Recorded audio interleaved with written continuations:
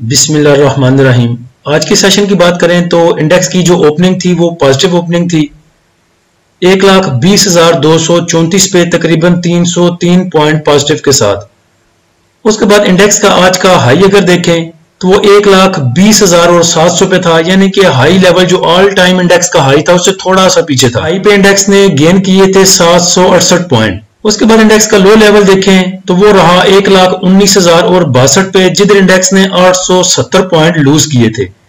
Index की closing 778 point की कमी के साथ 1,19,153 पे आई। वॉल्यूम की बात करें तो 223 मिलियन के वॉल्यूम ट्रेड हुए KSE 100 इंडेक्स में। आज देखा जाए तो दो खबरें खास थी जिनके बारे में काफी क्वेश्चन आए, तो उन्हीं को थोड़ा सा डिस्कस करते हैं। पहली चीज तो ये थी, आज एच कार का रिजल्ट था। उसके बाद उसने जो EPS थी उनकी वो भी इंक्रीज हुई। उसके बाद डिविडेंड भी काफी अच्छा दिया उन्होंने, तकरीबन 8 रुपए का डिविडेंड दिया। उसके बाद अगर अर्निंग पर शेयर की बात करें तो पिछले इसी क्वार्टर में जो अर्निंग पर शेयर थी वो 16 रुपए और 34 पैसे थी, और इस दफा 18 रुपए और 97 पैसे, तकरीबन 19 रुपए। उसके बाद भी देखा जाए तो सिर्फ एक दफा इसने 312 का हाई लगाया, उसके बाद दोबारा 298 पे, 200 तकरीबन 300 पे, 298 पे मूव कर रहा था। तो भाइयों के क्वेश्चन आ रहे थे कि एटलस हुंडा की जो EPS है वो भी इंक्रीज हुई, उसके बाद इसने 8 रुपए डिविडेंड भी दिया, फिर भी क्यों ये कैप नहीं कर रहा। हालांकि देखा जाता है कि जब इतना अच्छा रिजल्ट आता है तो जो चीजें हैं वो कैप करती हैं। तो देखें, इसकी दो वजूहत थी। एक तो ये कि काफी नीचे से एच कार ऊपर आ चुका। एच कार ने डिविडेंड कितना अनाउंस किया, सिर्फ 8 रुपए का। अब जिन भाइयों ने इसको लिया हुआ है तकरीबन 270 पे, 280 पे, 275 पे, 82 पे, 86 पे, उनको 312 पे, 310 पे ऑलरेडी 20-30 रुपए बच रहे थे। डिविडेंड इसने कितना दिया, 8 रुपए का। तो लोग ये सोचते हैं कि मैंने 8 रुपए का डिविडेंड लेके जहां पे एक मंथ इंतजार करना है, क्योंकि अभी तो इस एक्स होनी है, जाके 10 जून को इसने एक्स होना है। 20 दिन तो मोटे मोटे यही लगा लें, 10 दिन इस मंथ के और 10 दिन अगले मंथ के। उसके बाद पता नहीं इन 10 दिनों में, 20 दिनों में इसने ऊपर जाना है, नीचे जाना है, क्या होना है, क्या नहीं होना, उसके बाद इंडेक्स का क्या बनना है। तो मुझे तो ऑलरेडी 30 रुपए बच रहे हैं, छोड़ो वेट करने को, निकलते हैं बेच के। तो एक तो ये बात थी, जब भी एक चीज बोली जाती है सेल ऑन न्यूज, उसका यही मतलब होता है कि जब आप नीचे के रेट में कोई चीज बाय कर चुके हैं तो एक न्यूज अच्छी आ चुकी है तो उसको बेचें। इसीलिए आज हुंडा कार में सेलिंग प्रेशर आप कह लें या आप कह लें कि इसमें प्रॉफिट टेकिंग थी, लेकिन उसने आज कैप कोई नहीं किया, हालांकि कैप को इतना ज्यादा दूर भी नहीं था। अब इसी चीज को ऐसे समझ लें, इसी को आगे लेके चलते हैं सेम क्वेश्चन को SSGC में। SSGC में कोई करप्शन सामने आई है और कुछ FIA वाले उसमें इन्वेस्टिगेशन करने जा रहे हैं। तो जो चीजें देखें ऐसी जगह पे बाय की जाती हैं, जैसे एच कार को आपने बेचना था अच्छी खबर पे, ये बुरी खबर थी SSGC के लिए, तो SSGC को यहाँ पे बाय करना बनता है। ज्यादा क्या बुरी खबर है, पहले SSGC का आप रिजल्ट पीछे देख चुके हैं, अच्छा रिजल्ट आया, सिर्फ उसने कोई डिविडेंड अनाउंस नहीं किया। अगर ये 1 रुपए का 50 पैसे का 1 रुपए का डिविडेंड अनाउंस कर देता तो बल्ले बल्ले हो जानी थी।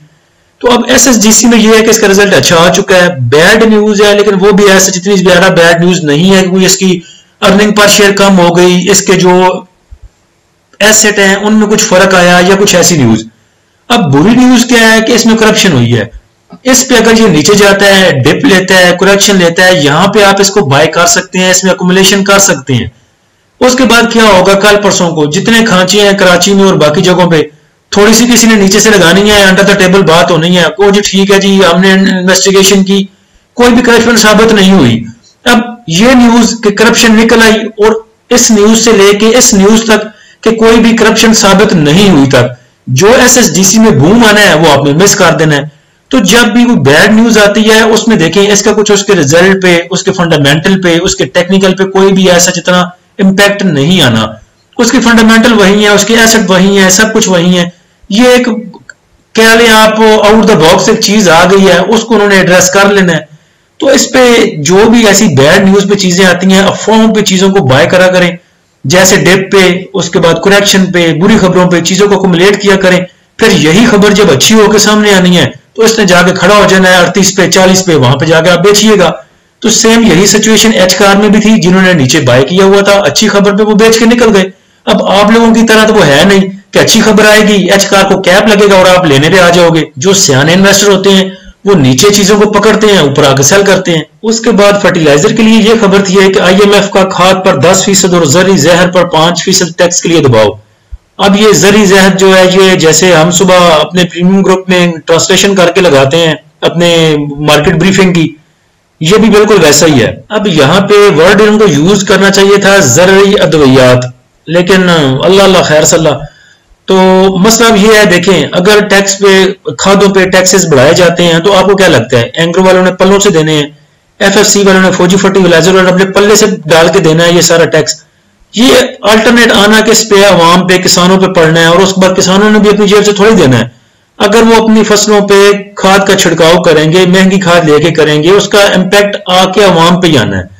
तो फर्टिलाइजर के लिए मेरे ख्याल से कोई बैड न्यूज है सच नहीं है। अगर उनको टैक्स देना भी पड़ेगा वो आपकी हड्डियों से निकालेंगे, उनका जो अपना प्रॉफिट है वो तो वही रहना है। तो इसका मुझे नहीं लगता कि ऐसा कुछ ज्यादा इम्पैक्ट आएगा फर्टिलाइजर सेक्टर पे। वक्ती तौर पे हो सकता है थोड़ा सा टेल डाउन करें, थोड़ा सा नीचे दें, कान से पकड़ के नीचे जाए थोड़ी सी करेक्शन और फिर वापस वहीं पे। तो इसका मुझे नहीं लगता कि ऐसा कोई ऐसा इम्पैक्ट आना है। और साथ में लिखा हुआ है जी कि वजीर आजम साहब जो है और उनकी माशी टीम जो है भरपूर मुजाहमत कर रही है और कोशिश कर रहे हैं कि ज़राअत के अहम इन टिप्स पर टैक्स का ये बोझ ना डाला जाए या कम अज कम डाला जाए। टॉप एक्टिव स्टॉक में देखें तो सबसे ज्यादा जो वॉल्यूम ट्रेड हुए वो केईएल में हुए तकरीबन 42 मिलियन के। उसके बाद टॉप एक्टिव स्टॉक में BML, double GL, triple GL, कॉसम, BBFL, FCCL, WTL, Hubco, PTCL. आज के सेशन के टॉप पॉइंट कंट्रीब्यूटर देखें तो अवाम भी हमारी जो है बब्बर शेयर यूरिया है कि पहले जब एयरलिंक की स्प्लिट होने की खबर आई थी उसको उठा के नीचे मार दिया, लक की खबर आई थी स्टॉक स्प्लिट होने की उसको उठा के नीचे मार दिया। अब सिस्टम की स्प्लिट होने की खबर आई है तो देखिए इसको ऊपर उठा के ले गए।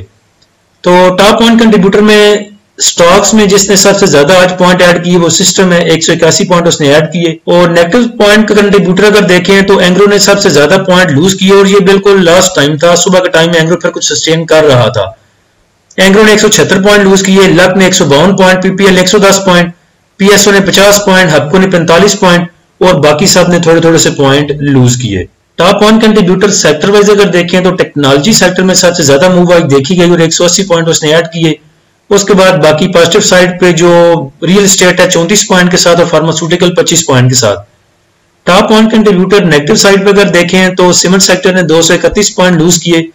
उसके बाद investment banks, oil and gas exploration कंपनियां, commercial banks, oil and gas marketing companies, power generation, refinery, textile, food, fertiliser, automobile, cable, engineering, miscellaneous और केमिकल।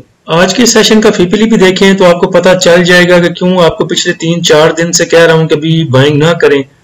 तो सबसे ज्यादा जो आज बाइंग है वो इंडिविजुअल्स की है, तकरीबन $7.15 मिलियन का उन्होंने बाय किया। उसके बाद इंश्योरेंस कंपनीज ने बाय किया 2.61 मिलियन का, बैंक्स ने बाय किया 2.50 मिलियन का, फॉरेन कॉर्पोरेट्स ने बाय किया 0.27 मिलियन का और ओवरसीज पाकिस्तानी ने बाय किया 0.62 मिलियन का।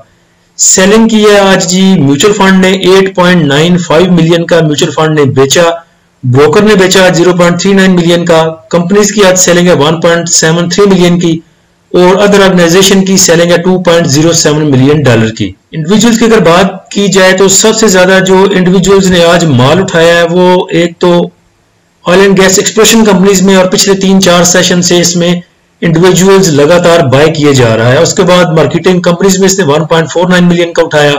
और म्यूचुअल फंड की अगर बात करें तो म्यूचुअल फंड ने जो सबसे ज्यादा सेलिंग की है वो सीमेंट सेक्टर में की, उसके बाद oil and gas exploration companies में, उसके बाद पावर जनरेशन में, उसके बाद oil and gas marketing companies में। इंश्योरेंस कंपनियों ने बाइंग तो की है $2.61 मिलियन की, लेकिन देखा जाए तो 2.28 मिलियन का इन्होंने सिर्फ बाय किया है पावर को।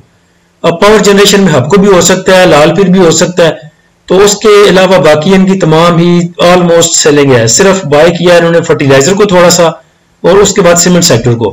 तो अभी ये जो बाय कर रहे हैं आज 7 मिलियन की बाइंग है इंडिविजुअल्स की। इंडेक्स की आपने क्लोजिंग देख ली कि कैसी क्लोजिंग आई, तकरीबन 700 पॉइंट लूज कर दिए। कल यही 700-800 पॉइंट और लूज किए इंडेक्स ने, तो ये जो 7 मिलियन का आज उठाया इंडिविजुअल्स ने कल बड़े आराम से देकर निकल जाएंगे। तो अभी थोड़ा सा चिल करें, देखें इंडिविजुअल्स करते क्या है, इंडेक्स कौन सी जगह पे कैसे सस्टेन करता है, उसके बाद बाइंग बनेगी। अभी अगर इंडेक्स नीचे जाता भी है तो और अच्छा है हमारे लिए, बाइंग अपॉर्चुनिटी जनरेट होगी इंशाल्लाह। जो ट्रेडिंग सिग्नल है, स्विंग ट्रेड सिग्नल वो बनाएंगे और अपने प्रीमियम ग्रुप में शेयर करेंगे। तो जो भी फंडामेंटल स्ट्रॉन्ग स्टॉक नीचे जा रहे हैं वो हमारी नजरों में है, इंशाल्लाह उसमें ट्रेडिंग की जाएगी। तो जो भाई हमारा प्रीमियम ग्रुप ज्वाइन करना चाहते हैं वो नीचे दिए गए व्हाट्सएप नंबर पर राब्ता कर सकते हैं। अल्लाह हम सबका हामी नासिर हो। इजाजत दीजिए, अल्लाह हाफिज।